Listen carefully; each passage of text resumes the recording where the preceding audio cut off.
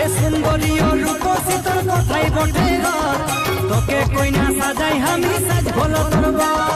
hero ছোড়া করিস না তার টুকু সবুর কর জানি নাই চিনি নাই কেমনে সাজাবো রে বর যেদিন থেকে তোর উপর পড়েছে নজর এই কচি কাঁচা মনটাই আমার হয়ে গেছে তো